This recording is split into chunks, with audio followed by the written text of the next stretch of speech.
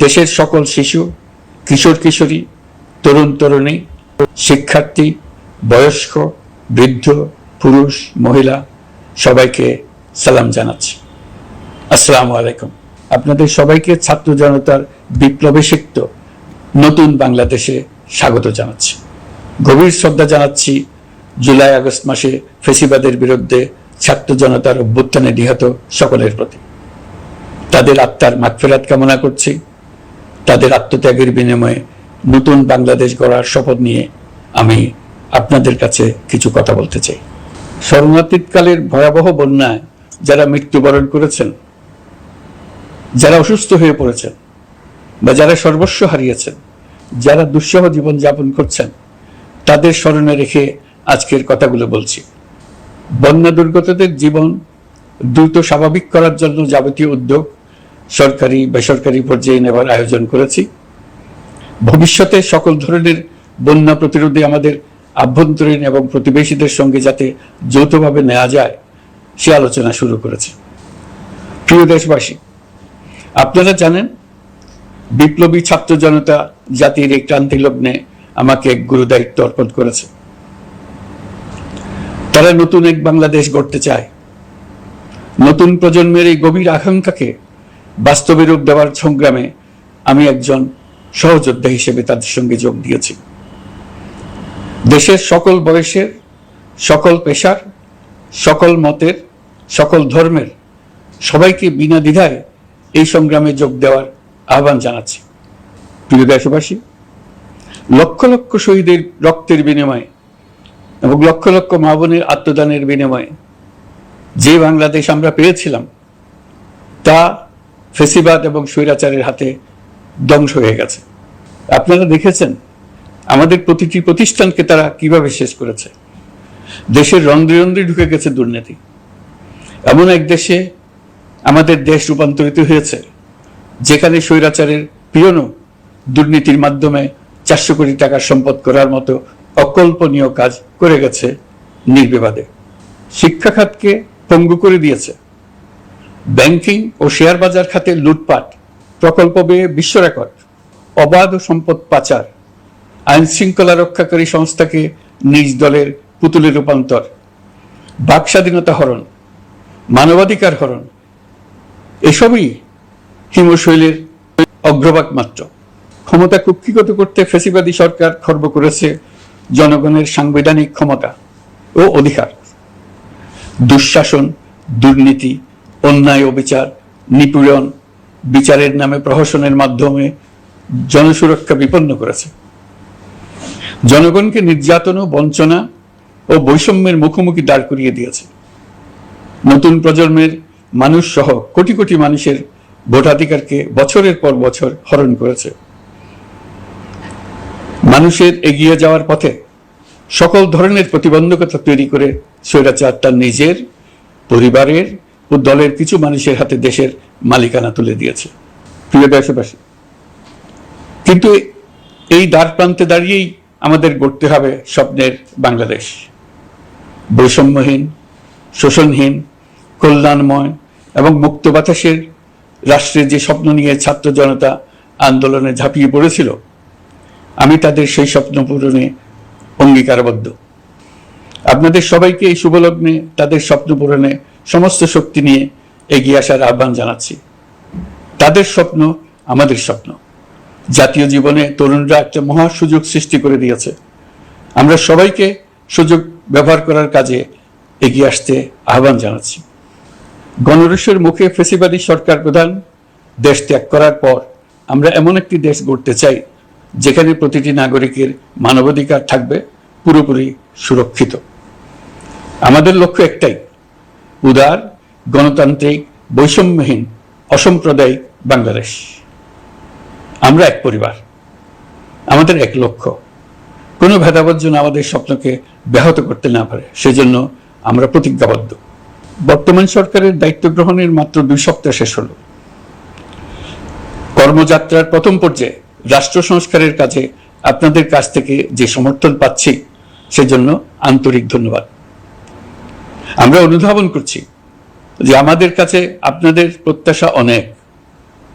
এই প্রত্যাশা পূরণে আমরা বদ্ধপরিকর। যদিও দীর্ঘদিনের গণতন্ত্রহীনতা, 15 বছরের ফ্যাসিবাদী শাসন ব্যবস্থা প্রায় প্রতিটি ক্ষেত্রেই আমাদের জন্য পর্বতসম চ্যালেঞ্জ রেখে গিয়েছে, কিন্তু এই চ্যালেঞ্জ গ্রহণে আমরা প্রস্তুত।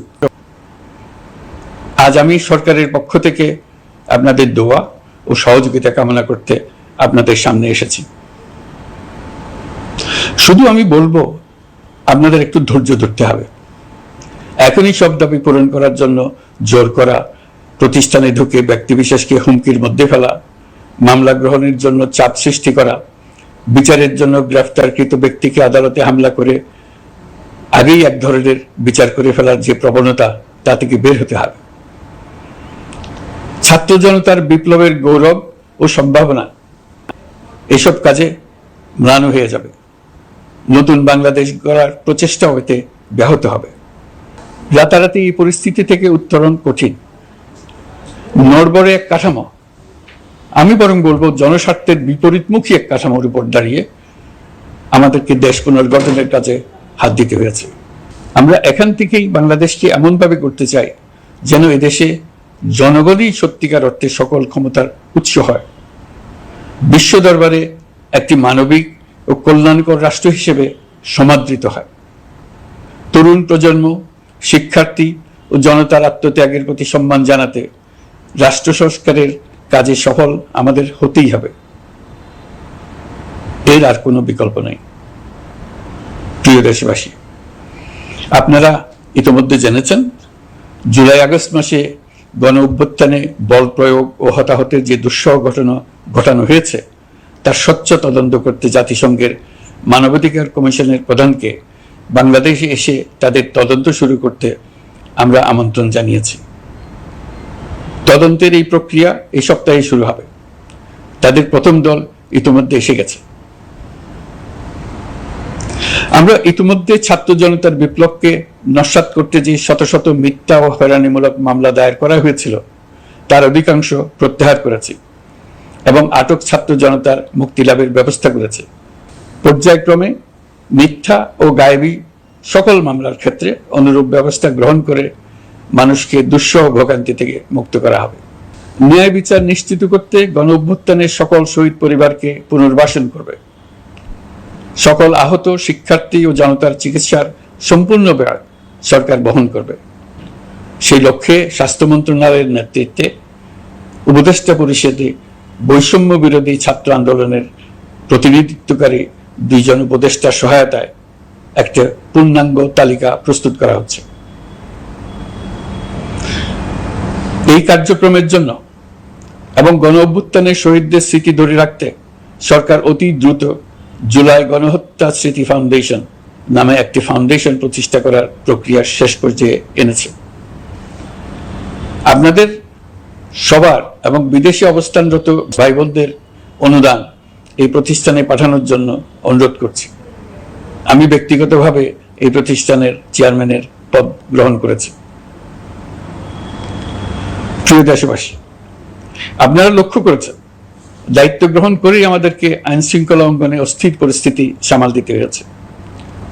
আপনাদের সহযোগিতা ও সমর্থনে দেশপ্রেমিক সকল আইন শৃঙ্খলা রক্ষাকারী বাহিনী কাজে যোগ দিয়েছে। ফ্যাসিবাদী সরকার প্রশাসনের চরম দলীয়করণ করার ফলে বিপুল সংখ্যক কর্মকর্তা কর্মচারী দীর্ঘদিন বৈষম্যের শিকার হয়েছেন। আমরা ইতিমধ্যে সংশোধনমূলক ব্যবস্থা গ্রহণ করতে আরম্ভ করেছি, তবে প্রশাসনকে গতিশীল রাখতে এবং একই সাথে সুনির্দিষ্ট পদ্ধতি অনুসরণ করে সঠিক সিদ্ধান্তে উপনীত হতে সময় প্রয়োজন। সেজন্য সকলকে ধৈর্য ধরার অনুরোধ করছি। প্রশাসনের সকল ক্ষেত্রে প্রতিষ্ঠানগুলো যেন জনগণের আস্থা ফিরে পায়, সেটি আমাদের অন্যতম উদ্দেশ্য। লুটপাট ও দুর্নীতির আখড়ায় পরিণত করা ব্যাংকিং খাতে সুশাসন নিশ্চিত করার জন্য আমরা উদ্যোগ নিয়েছি। এই খাতে দক্ষ জনবল নিয়োগ দেওয়া হচ্ছে। ব্যাংকিং খাতে শৃঙ্খলা স্থাপন, ব্যবসা বাণিজ্যে সহায়ক পরিবেশ তৈরি এবং জনগণের জীবনযাপন সহজ করতে নিত্য প্রয়োজনীয় দ্রব্যমূল্য ও মূল্যস্ফীতি নিয়ন্ত্রণে আনার আমরা উদ্যোগ সচল করেছি। ব্যাংকিং খাতে দীর্ঘমেয়াদী সংস্কারের জন্য ব্যাংক কমিশন গঠন করা হবে।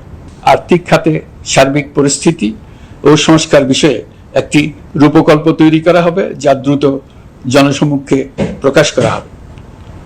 শেয়ার বাজার, পরিবহন খাত সহ যেসব ক্ষেত্রে চরম বিশৃঙ্খলা বিরাজ করছে তা নিরসনের দ্রুত পদক্ষেপ নেওয়া হচ্ছে। বিচার বিভাগকে দুর্নীতি ও দলীয় প্রভাব মুক্ত করতে কার্যক্রম শুরু হয়েছে। একটি সুনির্দিষ্ট প্রক্রিয়ার মধ্য দিয়ে বিচার বিভাগের স্বাধীনতা ও জবাবদিহিতা নিশ্চিত করার উদ্যোগ নেওয়া হয়েছে। ফ্যাসিবাদী সরকারের বিচার বহির্ভূত হত্যাকাণ্ড, গুম, খুন, অপহরণ এবং আয়নাঘরের মতো চরম ঘৃণ্য সকল অপকর্মের ন্যায় বিচার নিশ্চিত করা হবে। এসব অপকর্মের সঙ্গে জড়িত সকলের বিচার নিশ্চিত করা হবে। তালিকা প্রস্তুত করে মিথ্যা মামলা প্রত্যাহার করা হবে। দুর্নীতি ও সম্পদ পাচারের বিচার করা হবে। আইন শৃঙ্খলার ক্ষেত্রে জনমুখী ও দলীয় প্রভাবমুক্ত জবাবদিহিমূলক কাঠামো সৃষ্টির লক্ষ্যে পুলিশ কমিশন গঠন করা হবে। জাতিসংঘের তদন্ত প্রতিবেদন, দায়িত্বপ্রাপ্ত সকল সংস্থা ও জনগণের সাথে মত বিনিময়ের মাধ্যমে কমিশনের নেতৃত্বে প্রয়োজনীয় সংস্কার করা হবে। বাংলাদেশকে আর কোনোদিন কেউ যেন কোনো পুলিশি রাষ্ট্রে পরিণত করতে না পারে তার ব্যবস্থা করা হবে। তথ্যের অবাধ প্রবাহ ও গণমাধ্যমের স্বাধীনতা নিশ্চিত করা হবে। ফ্যাসিবাদী সরকার গণমাধ্যমের উপরও দলীয়করণ ও নির্যাতনের বোঝা চাপিয়েছিল। জনগণের তথ্যের অধিকার নিশ্চিত করতে আমরা প্রতিশ্রুতিবদ্ধ। তথ্যের প্রবাহে বিদ্যমান আইনি ও অন্যান্য বাধা অপসারণ করা হবে। মত প্রকাশের স্বাধীনতা বাধাগ্রস্ত করে এমন সব আইনের নিপীড়নমূলক ধারা সংশোধন করা হবে। ইতিমধ্যে এ ধরনের আইনগুলো চিহ্নিত করে এই প্রক্রিয়া শুরু করা হয়েছে। বিদেশি সংবাদকর্মীদের এদেশে আসার পর যে অলিখিত নিষেধাজ্ঞা ছিল, ইতিমধ্যে আমরা তা তুলে নিয়েছি। বিদেশি সাংবাদিকদের দ্রুত ভিসা দিতে সংশ্লিষ্ট কর্মকর্তাদের নির্দেশ দেওয়া হয়েছে। আমরা আশা করি পরিবর্তিত পরিস্থিতিতে গণমাধ্যম কর্মীরা নিরপেক্ষ সাংবাদিকতা চালিয়ে যাবেন। শিক্ষাক্ষেত্রে চরম নৈরাজ্য প্রতিষ্ঠিত করে গেছে বিগত সরকার। আমরা তার পূর্ণাঙ্গ সংস্কারের উদ্যোগ নেব। এটা আমাদের অন্যতম অগ্রাধিকার। আপনারা জানেন, দায়িত্ব গ্রহণের পর দ্রুততম সময়ের মধ্যে সকল শিক্ষা প্রতিষ্ঠান খুলে দেওয়া হয়েছে। শিক্ষার্থীদের জন্য সৃজনশীল, নিরাপদ ও ভীতিমুক্ত পরিবেশ নিশ্চিত করা আমাদের অঙ্গীকার। একই সাথে পাঠ্যক্রমকে যুগোপযোগী করার কাজও দ্রুত শুরু করা হবে। গণতন্ত্রকে সুসংহত করতে স্থানীয় সরকার প্রতিষ্ঠানগুলোকে শক্তিশালী করা হবে এবং ক্ষমতার বিকেন্দ্রীকরণ নিশ্চিত করা হবে। ছাত্র জনতার গণঅভ্যুত্থানকে সফল পরিণতি দিতে প্রশাসন, বিচার বিভাগ, নির্বাচন কমিশন ও নির্বাচনী ব্যবস্থা, আইন শৃঙ্খলা খাত এবং তথ্য প্রবাহে প্রয়োজনীয় সংস্কার সম্পূর্ণ করে অবাধ ও সুষ্ঠু অংশগ্রহণমূলক নির্বাচন আয়োজন করা হবে। এর লক্ষ্য হবে দুর্নীতি, লুটপাট, গণহত্যার বিরুদ্ধে একটি জবাবদিহিতামূলক রাজনৈতিক বন্দোবস্তের সূচনা। বর্তমান সরকার দুর্নীতির বিরুদ্ধে স্পষ্ট অবস্থান গ্রহণ করেছে। আমাদের সকল উপদেষ্টা দ্রুততম সময়ের মধ্যে তাদের সম্পদের বিবরণ প্রকাশ করবেন। পর্যায়ক্রমে এটা সকল সরকারি কর্মকর্তাদের ক্ষেত্রেও নিয়মিত এবং বাধ্যতামূলক করা হবে। রাষ্ট্রীয় পর্যায়ে দুর্নীতির বিরুদ্ধে ব্যবস্থা গ্রহণে সংবিধানের ৭৭ অনুচ্ছেদে প্রতিশ্রুত ন্যায়পাল নিয়োগে অধ্যাদেশ প্রণয়ন করা হবে। এবার কৃষি খাতের কথা একটু বলে। কৃষি নির্ভর বাংলাদেশে কৃষকের স্বার্থ যেন সুরক্ষিত থাকে, কৃষক যেন তার উৎপাদিত পণ্যের ন্যায্য মূল্য পায়, তা নিশ্চিত করা হবে। প্রবাসী শ্রমিকরা যেভাবে বৈষম্য বিরোধী ছাত্র জনতার আন্দোলনকে সমর্থন দিয়েছে, মুক্তিকামী জনগণ তা কৃতজ্ঞ চিত্তে স্মরণ করে। তাদের প্রতি সকল পর্যায়ে সম্মানজনক আচরণ নিশ্চিত করা হবে। বাংলাদেশের স্বাস্থ্য খাত অন্যতম দুর্নীতিগ্রস্ত খাত। জনগণের জন্য পর্যাপ্ত স্বাস্থ্যসেবা নিশ্চিত করার লক্ষ্যে স্বাস্থ্য খাতে প্রয়োজনীয় সংস্কার করা হবে। এই খাতে সংশ্লিষ্ট সকলকে জবাবদিহিতার আওতায় আনা হবে। হাসপাতালগুলোকে আধুনিকায়নের উদ্যোগ নেওয়া হবে এবং সেখানে সরকারি ডাক্তার সহ বিশেষজ্ঞদের নিয়মিত উপস্থিতি নিশ্চিত করা হবে। স্বাস্থ্যসেবা যাতে নির্দিষ্ট কিছু অঞ্চলে কেন্দ্রীভূত না থাকে, দেশের সব অঞ্চলের মানুষ সমান স্বাস্থ্যসেবা পায়, সে লক্ষ্যে প্রয়োজনীয় উদ্যোগ নিতে আমরা বদ্ধপরিকর। বর্তমান প্রজন্ম অনেক বেশি সচেতন। বিশ্বের বিভিন্ন প্রান্তে ঘটে যাওয়া পরিবর্তন বিষয়ে তারা ওয়াকিবহাল শুধু নয়, তারা নেতৃত্ব দিচ্ছে। তারা যে উন্নয়নের স্বপ্ন দেখে তা টেকসই এবং পরিবেশ বান্ধব, প্রকৃতি ধ্বংসকারী উন্নয়ন নয়। শুধু জিডিপি একটি দেশের উন্নয়নের মাপকাঠি হতে পারে না। নদী নালা খাল বিল তা নয়। জ্বালানির বিরুদ্ধে পরিবেশবাদীদের সাথে আমাদের সরকারের অবস্থান সামঞ্জস্যপূর্ণ। জলবায়ু পরিবর্তন রোধ করতে এবং আগামী প্রজন্মের জন্য সুস্থ একটা পৃথিবী রেখে যেতে কার্বন নিঃসরণ শূন্যের কোঠায় নামিয়ে আনার বিকল্প নেই। আমাদের সরকার পরিবেশ ও জলবায়ু রক্ষায় সর্বোচ্চ গুরুত্ব দেবে। এই কার্যক্রমে তরুণ সম্প্রদায়কে সম্পৃক্ত করা হবে। ইতোমধ্যে বিভিন্ন রাষ্ট্র ও জাতিসংঘ বর্তমান সরকারের কর্মসূচির প্রতি সমর্থন ব্যক্ত করেছে। আমরা সকল রাষ্ট্রের সাথে বন্ধুত্বপূর্ণ সম্পর্ক বজায় রাখব। আমাদের পররাষ্ট্রনীতির ভিত্তি হবে পারস্পরিক আস্থা, বিশ্বাস ও সহযোগিতা। আমরা মানবাধিকার আইন সহ সকল আন্তর্জাতিক আইনের প্রতি শ্রদ্ধাশীল। আমাদের পক্ষ থেকে গুম বিষয়ক আন্তর্জাতিক চুক্তির পক্ষরাষ্ট্র হওয়া সহ বিভিন্ন পদক্ষেপ নেওয়া হয়েছে। ইতিমধ্যে পক্ষভুক্ত এমন সকল আঞ্চলিক ও দ্বিপাক্ষিক চুক্তি ও সমঝোতা বাস্তবায়ন করে যাব। আমাদের সরকার রোহিঙ্গা সমস্যার বাস্তবসম্মত সমাধানের লক্ষ্যে আন্তর্জাতিক সম্প্রদায়ের সাথে কাজ করে যাবে। আমরা জাতীয় ঐক্যে বিশ্বাসী। প্রয়োজনীয় সংস্কারের লক্ষ্যে রাজনৈতিক ঐক্যের মধ্য দিয়ে নিশ্চিত করা হবে নারী, শিশু, প্রতিবন্ধী, ধর্মীয় সংখ্যালঘু, আদিবাসী সকলেই এদেশের নাগরিক এবং সমান আইনের সুরক্ষার অধিকারী। তাদের সকলের মানবিক অধিকার সহ অন্যান্য সকল অধিকার নিশ্চিত করার উদ্যোগ নেওয়া হবে। এই জন্য আমি উপদেষ্টা পদমর্যাদা সম্পন্ন একজন বিশেষ সহকারী নিয়োগ দিয়েছি, যার দায়িত্ব হবে জাতীয় সংহতি উন্নয়ন। বন্যা কবলিত এলাকার সকল মানুষের দুর্ভোগ লাঘবে সরকার সঠিক সহায়তা দেওয়ার জন্য সরকারের যত কার্যক্রম আছে তাদের সচল করেছে। ইতিমধ্যে উপদেষ্টাবৃন্দ বিভিন্ন এলাকার দায়িত্ব নিয়ে এলাকায় গেছেন। আমার কার্যালয়ে একটা নিয়ন্ত্রণ কক্ষ স্থাপন করা হয়েছে। বন্যা পরবর্তী কার্যক্রম নেওয়া হয়েছে। ভবিষ্যতে বন্যা নিয়ন্ত্রণের জন্য করণীয় কি স্থির করার জন্য পদক্ষেপ নেওয়া হচ্ছে। দেশপ্রেমিক সেনাবাহিনী, পুলিশ, বিজিবি, র্যাবকে গুম নির্যাতনের কাজে লাগিয়ে তাদের কলঙ্কিত করা হয়েছে। তারা দেশের গৌরব। তাদেরও কিছু অতি উৎসাহী সদস্যের কারণে পুরো বাহিনীকে আমরা কলঙ্কিত দেখতে চাই না। আমরা অপরাধীদের চিহ্নিত করতে চাই এবং তাদের শাস্তি দিতে চাই, যেন ভবিষ্যতে কারো হুকুমে দেশপ্রেমিক কোনো বাহিনীর, পুলিশের, র্যাবের কোনো সদস্য হত্যাকাণ্ড, গুম ও অত্যাচারে জড়িত হওয়ার সাহস না করে। তাদের কাছে হুকুম যত বড় কর্তৃপক্ষের কাছ থেকে আসুক না কেন, তারা তা উপেক্ষা করবে।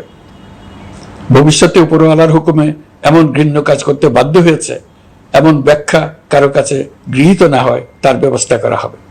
আমি দেশরক্ষা বাহিনী, পুলিশ বাহিনী এবং অন্যান্য সকল বাহিনীকে নির্দেশ দিয়েছি তারা তাদের মধ্যে যারা হত্যাকাণ্ড, গুম, খুন বা শারীরিক মানসিক অত্যাচারে সরাসরি জড়িত তাদের চিহ্নিত করে বিচারের ব্যবস্থা করতে। যারা গুম হয়েছে, হত্যার শিকার হয়েছে তাদের তালিকা প্রস্তুত করতে। তাদের পরিবার সমূহকে সান্ত্বনা দেওয়ার ভাষা আমার নাই। তাদের জীবনে শান্তি ফিরিয়ে আনতে আমরা প্রচেষ্টা অব্যাহত রাখব। আমি সকল দেশরক্ষা বাহিনী ও আইনশৃঙ্খলা বাহিনীকে তাদের উপর জনগণের সম্পূর্ণ আস্থা ফিরিয়ে আনতে সকল পদক্ষেপ গ্রহণ করতে নির্দেশ দিয়েছি। গত 15 বছরের দুর্নীতি, অর্থ পাচার ও জনস্বার্থ বিরোধী চুক্তি স্বাক্ষর, প্রকল্পের নামে লুটপাট ইত্যাদি তথ্য নিয়ে একটি শ্বেতপত্র প্রণয়নের জন্য আমি ইতিমধ্যে একটি কমিটি গঠন করেছি। আমি বিভিন্ন দেশের রাষ্ট্রদূত এবং দাতা সংস্থার প্রতিনিধিদের সঙ্গে বৈঠক করেছি এবং করে যাচ্ছি।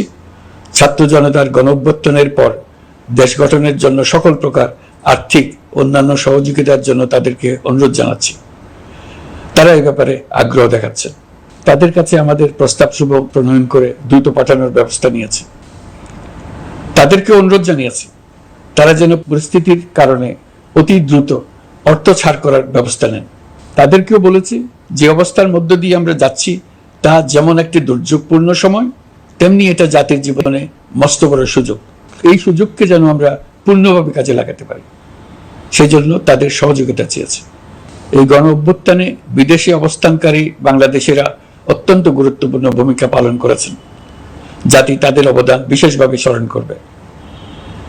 নতুন বাংলাদেশ গড়ার কাজে আমরা তাদের অংশগ্রহণ চাইব। আমাদের একটি লক্ষ্য হবে বিদেশগামী এবং প্রত্যাবর্তনকারী প্রত্যেক প্রবাসী শ্রমিককে মর্যাদা ও সম্মানের সঙ্গে দেশে আসা এবং যাওয়া নিশ্চিত করা। সে ব্যাপারে শিগগিরই পদক্ষেপ নেওয়া হবে। বিদেশে অবস্থানরত সকলের কাছে আমার আবেদন, তারা যেন তাদের উপার্জিত অর্থ অফিসিয়াল চ্যানেলে দেশে পাঠান। দেশের অর্থনৈতিক সংকট উত্তরণে এই অর্থ বিশেষভাবে প্রয়োজন। কি কি ব্যবস্থা নিলে তাদের জন্য অফিসিয়াল চ্যানেলে অর্থ পাঠানো সহজ হবে সেটা সম্বন্ধে আমরা তাদের পরামর্শ নেব।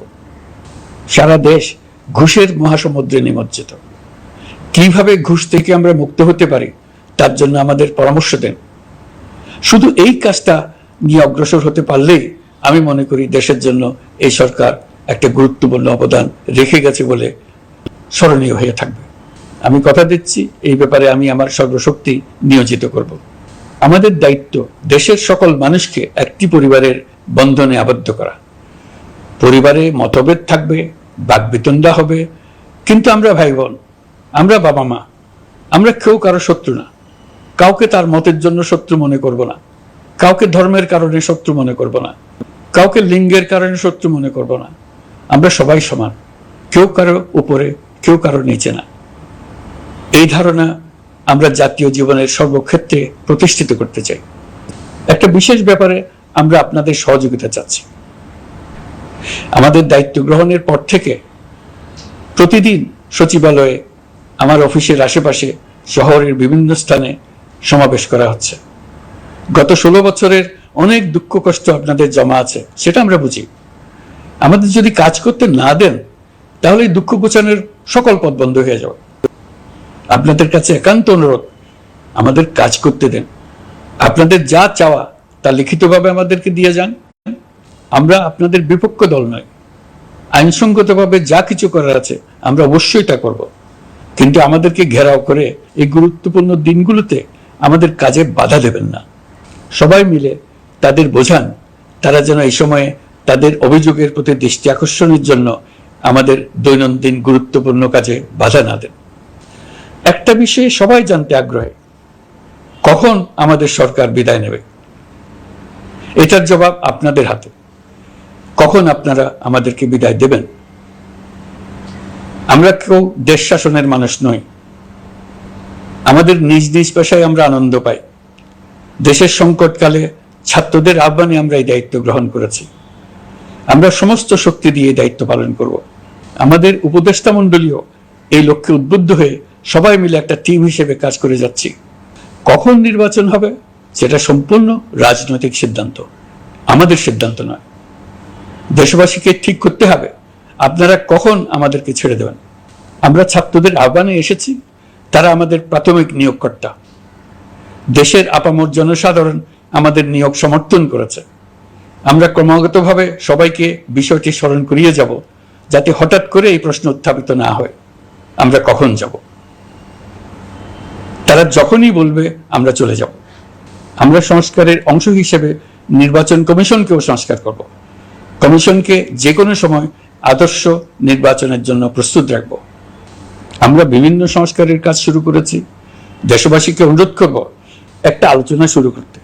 আমরা সর্বনিম্ন কি কি কাজ সম্পূর্ণ করে যাব, কি কি কাজ মোটামুটি করে গেলে হবে। এই আলোচনার মাধ্যমে আমরা একটা দিক নির্দেশনা পেতে পারি। তবে চূড়ান্ত সিদ্ধান্ত রাজনৈতিক সিদ্ধান্ত, সেটা রাজনৈতিক আলোচনা থেকেই আসবে। এই দিক নির্দেশনা না পেলে আমরা দাতা সরকার এবং আন্তর্জাতিক অর্থনৈতিক প্রতিষ্ঠানসমূহের সঙ্গে আলোচনায় দৃঢ়তার সঙ্গে অগ্রসর হতে পারছি না। আমি নিশ্চয়তা দিচ্ছি, আমরা আমাদের পক্ষ থেকে মেয়াদ বৃদ্ধির কোনো প্রশ্ন তুলব না। আমরা আপনাদের সকলের দোয়া চাই। যে কদিন আছি সেই সময়টুকু উপদেষ্টা মণ্ডলীর প্রত্যেকে নিজ নিজ সাধ্যমতো দেশের এই সংকটকালে সংকট উত্তরণে যেন নিজ নিজ মেধা সাধ্যমতো কাজে লাগাতে পারে। নতুন বাংলাদেশ গড়ার যে সুযোগ ছাত্র জনতার রক্তের বিনিময়ে আমরা অর্জন করলাম, আমরা আমাদের মতানৈক্যের কারণে সেটা যেন হাতছাড়া করে না ফেলে, এটা আমরা নিশ্চিত করতে চাই। এই সুযোগ এবার হারিয়ে ফেললে আমরা জাতি হিসেবে পরাজিত হয়ে যাব। শহীদ, আহত এবং জীবিত ছাত্র জনতার কাছে আমরা প্রতিজ্ঞাবদ্ধ থাকতে চাই, আমরা এই অর্জনকে কিছুতেই হারিয়ে যেতে দেব না। যে সুযোগ তারা আমাদেরকে দিয়েছে তার মাধ্যমে আমাদের দেশকে পৃথিবীর একটি শ্রদ্ধেয়, সকল দিকে দৃষ্টান্ত স্থাপনকারী দেশে পরিণত করতে আমরা শপথ নিয়েছি। সবশেষে আবারও আমাদের দেশের সকল মানুষ, শিশু, কিশোর কিশোরী, তরুণ তরুণী, বয়স্ক, বৃদ্ধ, নারী, পুরুষ সবার কাছে দোয়া চাইছি যেন আমরা আমাদের সকলের স্বপ্ন বাস্তবায়নে সফল হই। আল্লাহ আমাদের সহায় হন, আমাদের সবার মঙ্গল করুন।